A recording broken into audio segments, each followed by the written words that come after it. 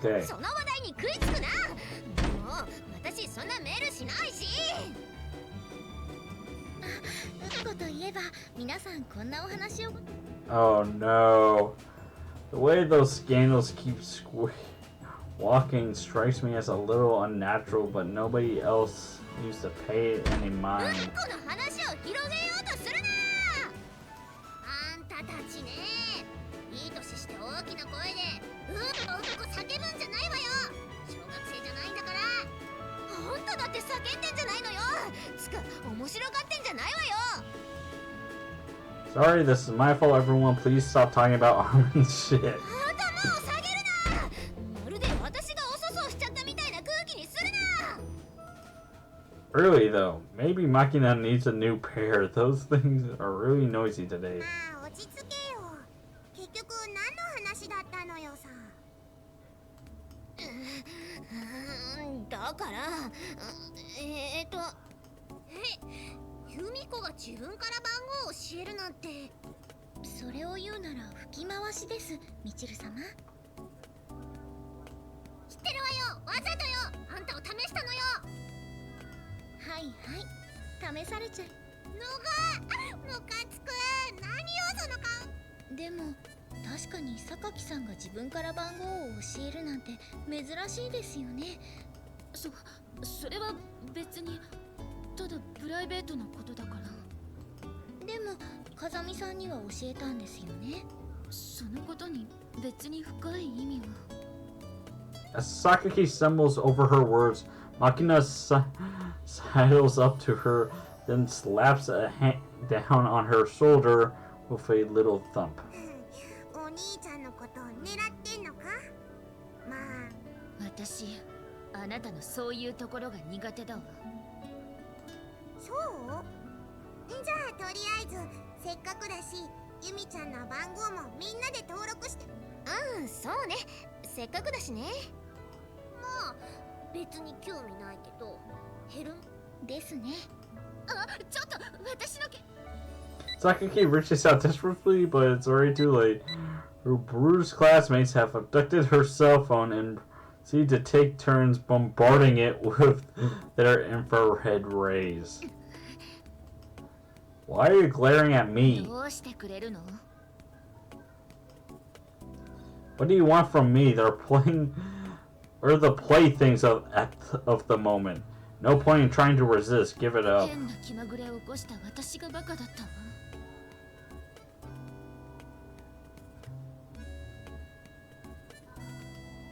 Stupid. Don't be mad. For the record, I meant what I said. I really did want to know your number. そういう言い方はずるいわ。Show me a man who plays fair. I'll show you a very talented cheater. お待たせ。登録し終わったから黒くて色気のない携帯返してあげる。色気がなくて悪かったわね。いいから早く返して。はいはい、ごめんよ。ちなみにその携帯私たちの番号とメアドも登録しておいたからいつでも勝手なことを。Sakaki grabs her phone from Amase and quickly turns her back to us and stalks off to her seat. さすがにちょっと強引だ。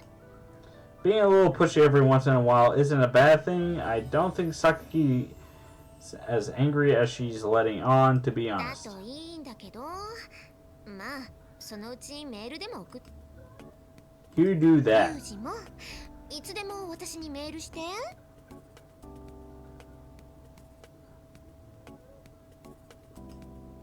Yeah, if the mood strikes me. On my hands over my cell phone. The contact section previously completely empty now contains all my classmates' numbers and email addresses. After all the fuss, I got the complete set, but I wonder if it'll ever actually have the chance to send an email to open them. In the first place, I never really messaged people before. Of course, I communicated using email programs on a PC, but up until now, I never bothered to send one from my cell phone. Since you're using a keyboard instead of a full-size keypad instead of a full-size keyboard, it's a time-consuming nuisance to enter the right characters, and more importantly, I just never had any reason to do so. Until now, I guess. So I think a little deeper into the mores of the modern world. As I mumbled to myself, my cell phone still in hand, fuzzy-headed little creature pops up before my eyes. What are you talking about? Yeah, but the real goals were clearly to amuse themselves at my expense. In her case, I was the one looking to amuse myself.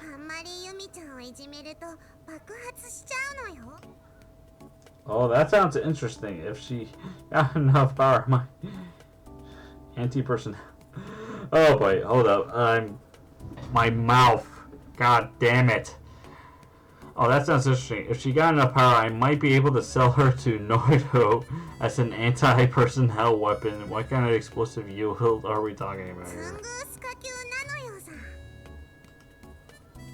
This is getting better by the second. She will replace the tactical nukes as the endgame weapon of choice. Hell, just let people know that you got Sakaki and foreign nations will watch their step.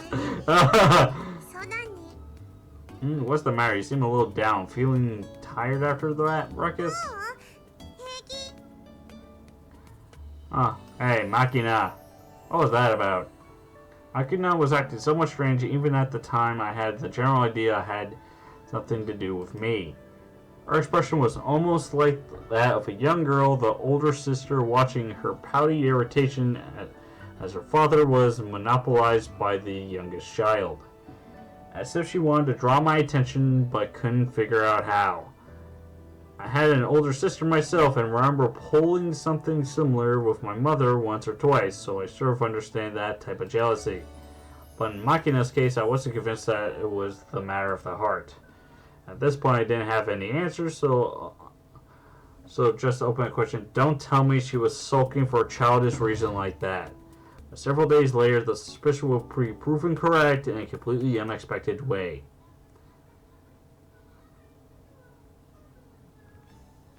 This will be the 5th? Yeah, the 5th part of this session. Having finished up the after-school trip to the supermarket by the station where I picked up 3 days worth of food, I'm briskly making my way back to the dorm. The contents of my plastic supermarket bag dangling from my hand. 6 cans of vegetables and beans, a head of lettuce, a box of corn cereal, a carton of milk, and a bottle of oolong tea. That's making me so fucking thirsty. If Amin happened to see this assortment of groceries, she would be probably getting on my case about tragically bland diet. Not that I can really argue with that description. Thing is, though, my appetite is borderline defective. I almost never get the urge to eat anything in particular. Since I don't have much in a way of preferences, my simplistic food choices are only natural. It's not really something I could change about myself. There are sketches of my life where my diet consisted entirely of hard old bread, so crusty I had to soak it in water before I could sink my teeth into it. Compared to that, anything seems delicious. And I believe I explained this story to you in one of the older parts. I can't remember which part it was, though. My private cell phone begins to buzz in my pocket uniform, and me, that familiar electronic jingle is just an unpleasant. Now it was the first time I heard it. More spam was my thought, but after my classmates seized my email address a few days ago, I've been getting messages from them relatively frequently. The most frequent sender would be Amin. Her messages are most often, "Where are you, ATM?" Type requires about my situation. Followed by "What do you want to eat tonight?" style survey questions about the dinner menu, which tend to leave me racking my brains for an answer. And finally, limited time till 4 p.m. today. Buy a pack of large eggs for soy, and other requests to run errands for her. Mixed in with Amin's frequent messages, I also got mail from Sachi. Things like, I have discovered a beehive hanging under the roof of the PE warehouse. I'm sending this message in the hope you might be able to assist in the extermination. That one's pretty typical example. They tend to be polite invitations to join in unified peacekeeping operation around the school. Well, since those messages are at least approach meaningful communication, they comparatively not too bad. There was that one mail from Michiru that arrived in the middle of the night. After opening that particular mail, I stared at the screen blank for a good 3 seconds before finally cocking my head to the side in a rare gesture of complete confusion. The mail's content is shut up, shut up, shut up, shut up, shut up, shut up, shut up, shut up. Hate. Simply litany of angry words. And although I tried to remember whether I had done anything to offend Michiru lately, no satisfactory explanation presented itself.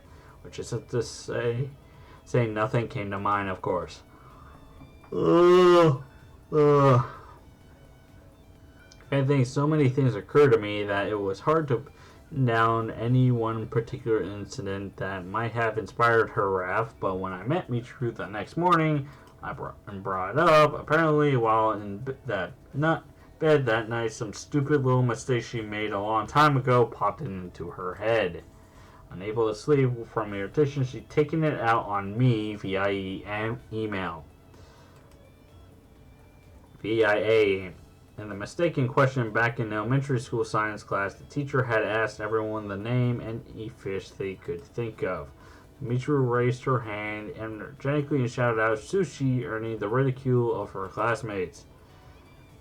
In other words, pretty much the most idiotic thing in the world to be losing sleep over years after the fact. Imagine if you can exasperate the exhaustion I felt. Anyway, among all these messages, the only one to make me laugh was sent by Sakaki. I had assumed I wouldn't get a single email from her in the first place, so it was a bit of a surprise just to receive that messages, but the real issue was its context. To be specific, the messages contained all of 4 letters. Test. Of course, one could interpret this as a consent form of more expressive message. 明日は原告のテストだね。ユージはちゃんと勉強してる？私はダメだ。なんか急に気になって部屋の掃除始めちゃったよ。そしたら中学生の私超可愛いよ。But somehow I think not. Probably not pretty much differently. She sent it solely for the purpose to confirm that the email would be delivered properly. That sort of mythological caution of its own state seemed very much like Sakaki. Sent the consents received in reply to her message and haven't received another from her since. Well then, who's it from this time? I opened the email folder on my phone with a feeling of mild embarrassment, but the little title of the message is an instant letdown. Will you be my papa? What?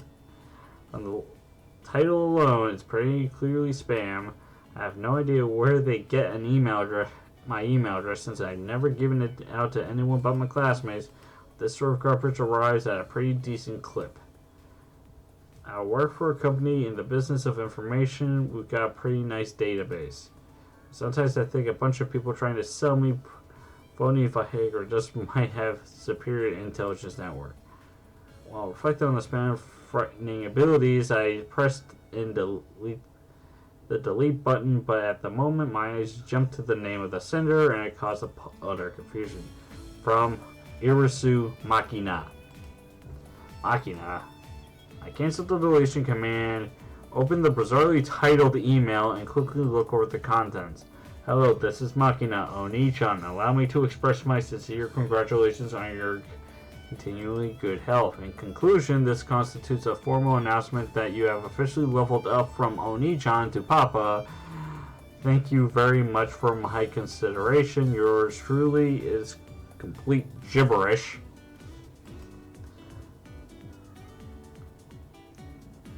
The writing is all over the place. There are all sorts of strange typos and not a single word is capitalized. Also, what is supposed to mean. Level up, Papa. What is this girl talking about? Well, I wasn't expecting any message from her to be particularly well composed, but this is just too incoherent.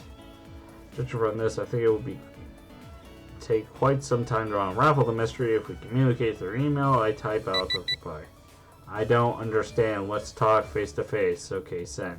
Awkwardly tapping out a few short words, I send back my response to Machina's reply in less than a minute. Joel. Why German? Do you want me to meet in Valhalla or what? Anyway, it's pretty obvious that finding the girl talking face to face is the only way this will get cleared up. Of course, even now we're dealing with Machina here. Smooth mutual understanding may be too much for to hope for. Also, I need to check something. At least get something to drink at least.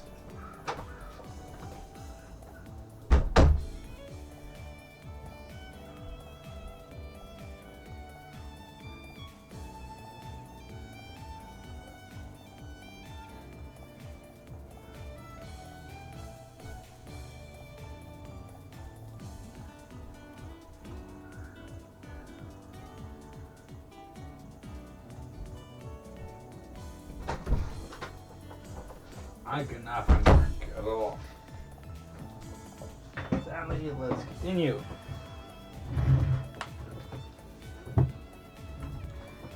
This will be the last part of the session, so let's keep going.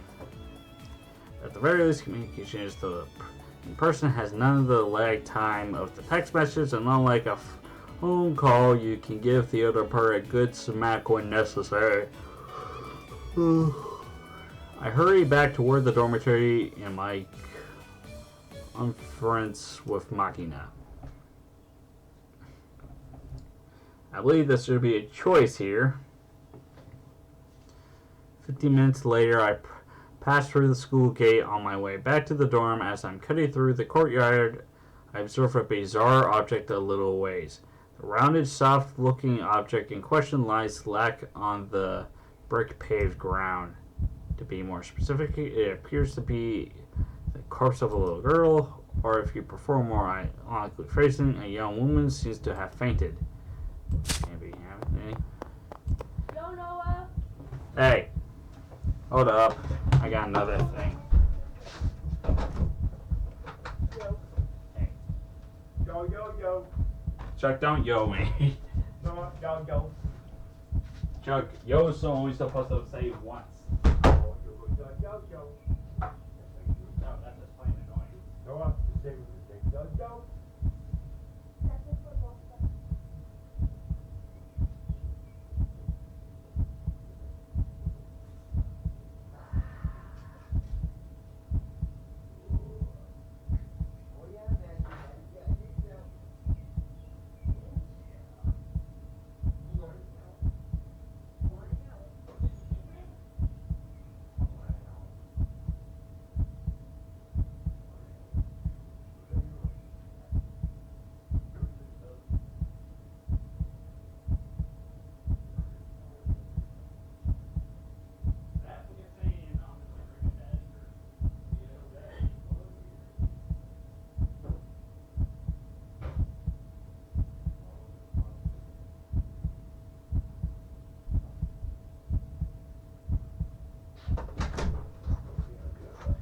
Drink problem solved.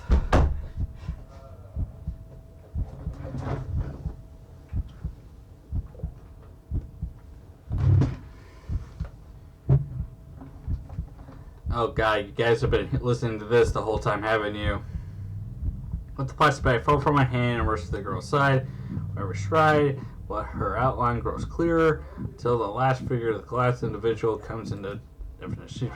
Unruly, curly hair that sticks out in every direction. A face of round as dumpling in the trademark touch of stupidity. High knee socks of two different colors. In very particular, it's Machina. Hey Machina, what's wrong? Machina stretched out, limping on the ground like a marionette cut from its strings, When I lift her up by the shoulder, her mouth flops open to reveal a white stick.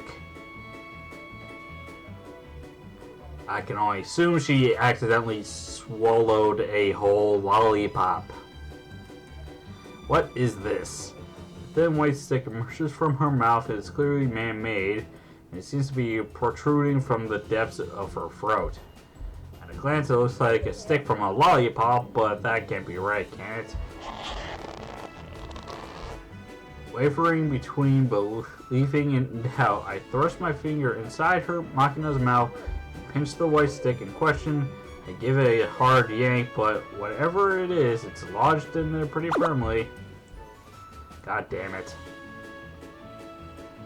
Working hard against my brute force attempt, the stick is not only short and difficult to grasp, but also slippery with Machina's saliva. So it looks like it should pop right out, but doesn't budge. I'm in need of a legendary sword in the stone. Little punk, is this a trial? Well, meow, you can be recognized as a legend, hero legend. Again, crap. I again grab the white stick with my fingers, then give Machina's back a harsh thumb as it encourages a baby to spit out something inedible.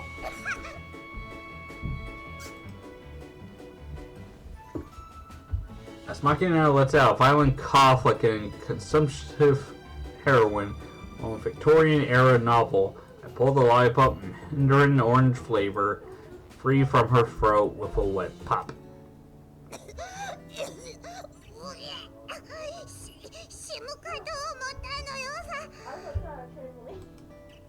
Okay, how the hell did this happen?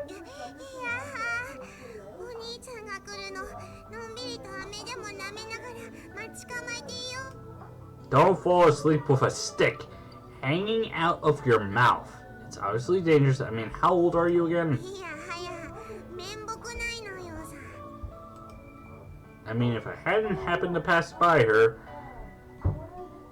might she have ended up suffocating to death? As if durably demonstrating her complete indifference to my concerns, Machina casually offers me the same lollipop that I pulled out of her throat moments ago. No. Cut it out. Do you realize you almost suffocated on that lump of sugar just now? Right? Don't eat lollipops when you're moving around. They can kill you if you fall. Don't just sit on the ground. Eat the damn thing later.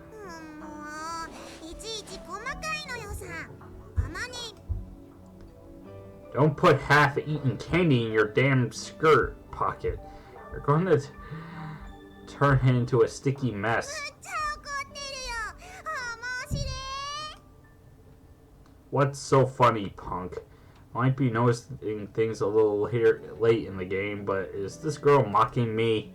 Calm yourself, Yuji. This is the way she is, right? Don't let her get to you. I press my hand to my forehead, heave a long, heavy sigh, firmly rub my temples. And you plan to explain what that email was about? Don't play dumb. I'm talking about this. Take my cell phone out from my pocket, slide open the screen, and hold it out so Machina can see. It displays the incoherent message she sent me just a few minutes ago.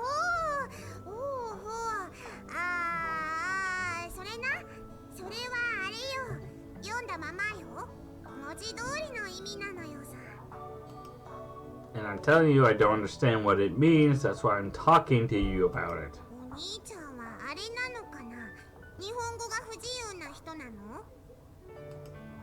You really shouldn't talk. Anyway, just tell me what you're trying to say here as thoroughly, consistently, and bluntly as possible.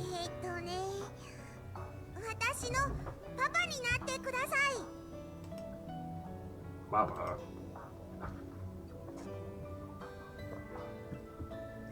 That was definitely the title of the email as well, but no, wait, what does she even meant by that? Tell me something, Machina. When you say papa, do you mean a papa or... What the heck? Are you seriously asking me to become your father? Or are you talking about more of a sugar daddy type deal? You're looking for money to play around with, and you think I'm going to give it to you. そうじゃないのよ。お金はいらないのよさ。むしろ私のパパになってくれるなら。The hell? I'll give you money, please. What the hell is that? Every step I take in this bizarre conversation seems to be taking me further and further away from understanding the situation. Okay, hold on. Think this over really calmly, Yuji. There's still a possibility I'm making some ridiculous mistake here. Before blaming others, carefully consider the possibility that you're the one who screwed up. I had that one beaten into me enough, right? Gotten frickin' can't go forgetting it now. Okay, Makina, let's calm down and talk this over, alright? Why do you want a papa exactly? Why not? I see, sorry to hear that. 結構前から企んでたんだけど、死んじゃったパパの代わりになるパパが欲しいなってずっと思ってたのよ。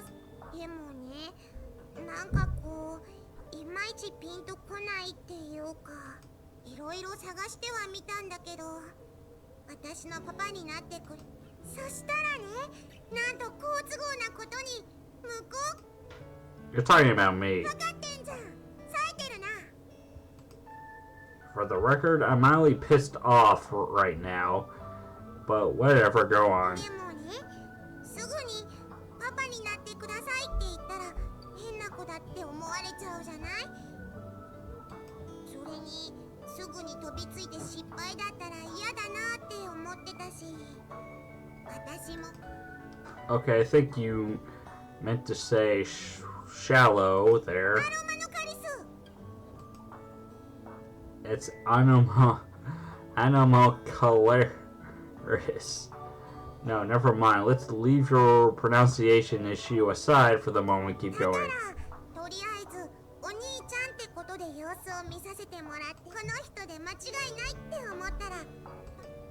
That's the level up. Hold up. Let me give my personal side up.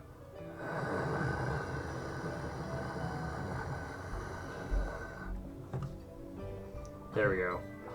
A long, heavy sigh spills from my mouth. She's trying to buy herself a father. I absently message the area between my eyebrows and develop a headache all of a sudden. Family isn't something you can buy with money. Doesn't everyone understand that? And again, there are people out there who think they can erase their families with money, so I guess it's not surprising the opposite delusion exists as well, but more importantly, what in the world am I going to do about this one? Look, Makina, you seem to be working off a mistake premise here. Let me clear it up for you, okay? A father is just the thing you can replace with money. Spare me the ooh. Hasn't anyone ever told you something like this before?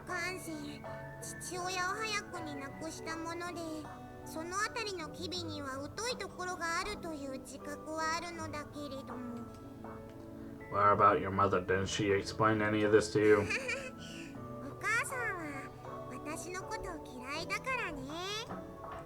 See, I guess that makes sense then. Papa, though, when you say Papa, what exactly are you expecting me to do?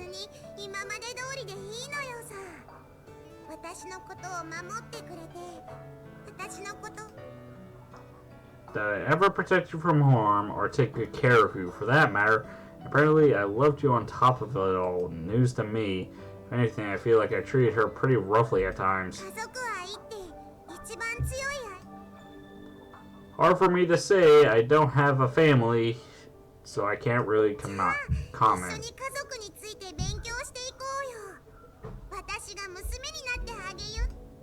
Figure it out, eh? You do say life is one long learning process, but in the first place, am I really qualified to play this game? Can an irresponsible man like me call himself someone's father? As a piece of trash like me have any right to. It's a brief sentence and her tone of voice is casual, but all of a sudden it feels like my heart is being squeezed tight in my chest. uneasy. Yes, that's probably a good word for what I'm feeling right now. If a bit of an understatement. Do I have the strength to keep this girl safe? 大丈夫。お金なら。 Akina reaches into her skirt and pulls out a number of crumbled, bent 10,000 yen bills, along with some smaller changes. When it comes out to 86,000. For kids' pocket money, this strikes me as somewhat excessive. なければカードもあるし。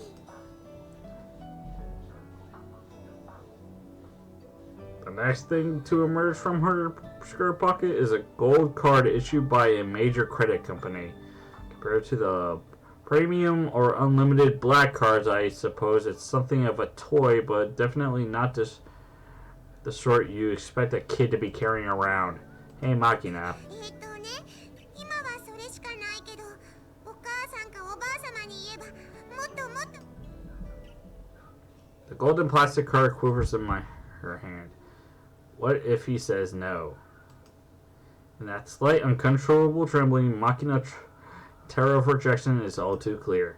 I think I understand now why she's trying to buy my affection. She simply doesn't know any other way to get what she wants.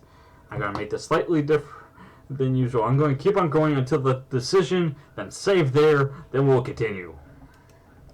When she went to her mother to talk about her troubles, she got a wad of money. This could take care of it, so that was how she learned to solve her problems. She never had anyone to teach her what was wrong. What can I do for a girl like this? What can the likes of me possibly do for Makina? I am about to end it here, folks. This is the Anime Alley signing off. I hope you enjoyed this session. When we get back, we'll go through this decision together. Continuing where we left off. I am really tired. I have been talking for the last 3 hours, I think. But anyway, this is the Anime Alley signing off. I hope you enjoyed. I will be coming back with more videos. I will say again, YouTube, fix your shit. Come on. And anyway, signing off. Bye.